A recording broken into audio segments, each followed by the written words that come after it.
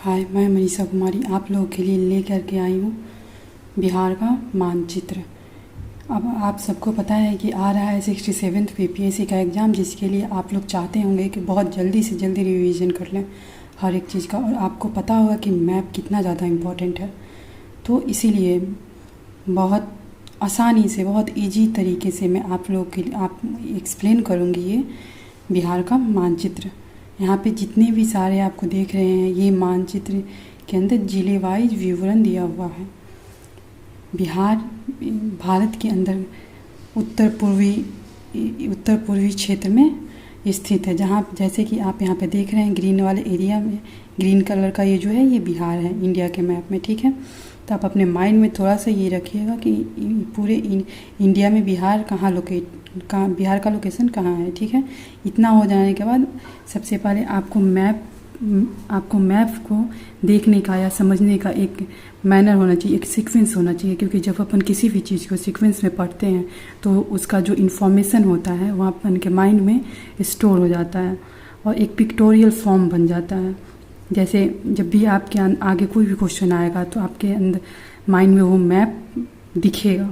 जब दिखने लगेगा तो आपसे एक भी क्वेश्चन गलत नहीं होगा, और आप जानते हैं कि 4-5 क्वेश्चन मैप से आते ही आते हैं। तो चलिए हम शुरू करते हैं। सबसे पहले आप देखिएगा कि यहाँ पे है क्या, पश्चिमी चंपारण।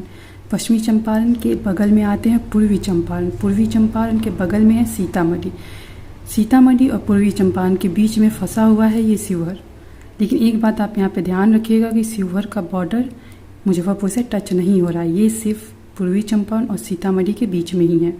सीतामढ़ी के बाद आप चलिएगा तो देखिएगा ये रहा मधुबनी के बाद सुपौल के बाद अररिया और अररिया के बाद किशनगंज। यहाँ पे आके आपको 1 या 2 सेकंड के लिए रुक जाना है। फिर आपको एनालाइज करना है कि आप चले थे कहाँ से, यहाँ से पश्चिमी चंपारण से पहुँचे कहाँ पे, किशनगंज। इसके बीच में कितने सारे जिलों से होकर के गए हैं, ये सोचिए। आप थोड़ा सा समय लीजिए, ये एक लाइन से आपको याद करना होगा या समझ लीजिए, जैसे भी आप कर सकते हैं। फिर हम आते हैं यहाँ से किशनगंज से जस्ट नीचे आइएगा पूर्णिया के जस्ट नीचे कटिहार के नीचे आता है भागलपुर के नीचे बांका के बगल में जमुई, और यहाँ पे आके आपको रुक जाना है, क्योंकि आप ऊपर से नीचे आ रहे हैं। और यहाँ से यहाँ तक आने के समय थोड़ा सा 1 सेकंड का ब्रेक लीजिए और सोचिए कि कैसे आ रहे हैं, किसके नीचे कौन सा जिला है, किसके बगल में कौन सा जिला है, और कैसे यहाँ तक आए। फिर इसके बाद आप देखिएगा जमुई के बगल में है नवादा के नीचे है गया के नीचे औरंगाबाद, गया के बगल में औरंगाबाद। इसके बाद रोहतास, और यहाँ पे रहा कैमूर। आप जब पूरब से पश्चिम की ओर चलते हैं तो बांका से शुरू होकर के कैमूर तक आ जाइए। इसको माइंड में एक सीक्वेंस में एक बार आप इसको देख लीजिए। इसके बाद कैमूर के ऊपर आइएगा तो बक्सर दिखेगा, ये रहा बक्सर के जस्ट बगल में भोजपुर, और फिर भोजपुर से ऊपर आता है सारण के जस्ट बगल में है सिवान से ऊपर गोपालगंज, और फिर यहाँ पे आ गया पश्चिमी चंपारण, ठीक है दोस्तों। आप जैसा कि आप ये महसूस कर सकते हैं कि पश्चिमी चंपारण से चले थे ऐसे घूमते यहाँ तक आए, फिर यहाँ से यहाँ पे आए, फिर यहाँ से यहाँ आए, और फिर यहाँ से ऐसे होते फिर पश्चिमी चंपारण के पास आ गए। यानी कि हम जानते हैं कि बिहार का जो मैप है ये एक चतुर्भुजकार है, लेकिन फिर भी अपन एक सर्कल के फॉर्म में इमेजिन करेंगे। क्यों करेंगे? क्योंकि अपन के माइंड में जिले को एक सीक्वेंस की तरह रखना है, ताकि आप जब भी कोई क्वेश्चन सॉल्व करें तो ये एक माइंड में पिक्टोरियल फॉर्म में आपको दिखे। जैसा कि आप जानते हैं कि पटना क्या है, बिहार का कैपिटल है, बिहार की राजधानी है। बहुत सारे क्वेश्चंस बन जाते हैं, पटना का जो पड़ोसी डिस्ट्रिक्ट है कौन कौन सा है, चलिए इस पे देखते हैं। अगर आप इस चीज़ को देख लेंगे ना तो आपका आधा मैप क्लियर हो जाएगा। सबसे पहले आपने तो ये किनारे वाले सारे जिलों को देख लिया। इसके बाद आपको ये देखना है कि पटना ये रहा, पटना इसकी राजधानी है, और इससे कौन कौन सा ज़िला टच हो रहा है, ठीक है। ये चीज़ आपको अच्छे से माइंड में फिक्स कर लेना है। सबसे पहले आते हैं, यहाँ से शुरू करते हैं सारण के जस्ट बगल में है वैशाली, फिर समस्तीपुर, बेगूसराय, लखीसराय, नालंदा, जहानाबाद, अरवल, भोजपुर। ठीक है, यहाँ पे आके आपको स्टॉप कर देना है 2 मिनट के लिए। आपको ये सोचना है कि अच्छा ये पटना है, पटना से कितने सारे ज़िले टच होते हैं, तो आप काउंट कर लीजिए कितने होते हैं यहाँ पे। लेकिन एक ध्यान में रखिएगा आप कि ये जो शेखपुरा है ना, ये पटना से नहीं टच होता है। शेखपुरा जो नालंदा और लखीसराय के जस्ट बीच में है। ठीक है, इसका मतलब कि आप सब किनारे वाले ज़िलों को देख लिए, फिर पटना से जो सटे हुए जो ज़िले हैं उसको आपने देख लिया। अब बचा क्या? मुजफ्फरपुर, दरभंगा, सहरसा, मधेपुरा, इसके बगल में रहा खगड़िया और ये रहा मुंगेर। यानी कि आप पूरा मैप अच्छे से समझ लिए।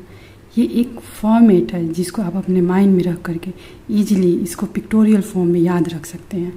चलिए, अब मैं इसको एक रफ मैप के थ्रू जो मैंने अपने हाथों से बनाया है आपको मैं दिखाऊंगी। ठीक है, इसको आप देखिए और जैसे मैंने आपको एक्सप्लेन किया है वैसे ही मैंने पेज पे बनाया है। ये आपको लोकेशन वाइज नहीं बताएगा, बस ये एक आपको माइंड मैप देगा कि आपको हेल्प करेगा जब भी आप मैप देखें तो कैसे देखें। और अगर आप ऐसे देखिएगा तो आपके माइंड में कहीं ना कहीं एक इमेज बन जाएगा। जब भी आप क्वेश्चन सॉल्व कीजिएगा जो भी होगा तो थोड़ा सा आपको आइडिया लगेगा।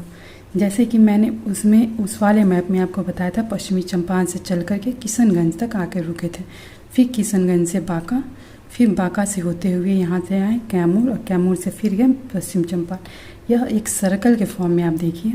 फिर आप आ जाइए सीधे सीधे पटना पे।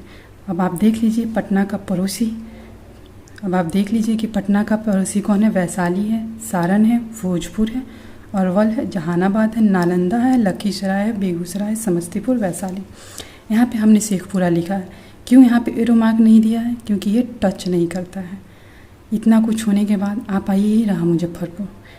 ठीक है, आप मुजफ्फरपुर आइए जो कि शिवहर जो कि यहाँ पूर्वी चंपारण से टच हो रहा है, शिवहर से टच नहीं हो रहा है, थोड़ा सा ऊपर है। ठीक है, इसके बाद सिवान से टच हो रहा है, गोपालगंज से कोई टच नहीं हो रहा है। इसके बाद मुजफ्फरपुर तक आप आइएगा, उसके बाद दरभंगा, सहरसा, मधेपुरा, खगड़िया और मुंगेर। ठीक है, आप लोगों को ये वीडियो कैसा लगता है? अगर अच्छा लगता है तो लाइक करें, सब्सक्राइब करें और शेयर करें। और अगर अच्छा नहीं लगता है तो कोई बात नहीं है, उसके लिए आप कहीं और से देखें। और तब तक के लिए आप अपना ध्यान रखें। और डेली मैं ऐसा इन्फॉर्मेशन ले के आती रहूँगी आप लोगों के लिए कि बहुत कम समय में आप किसी भी चीज़ को एक सीक्वेंस में पढ़ पाएँ। Thank you so much.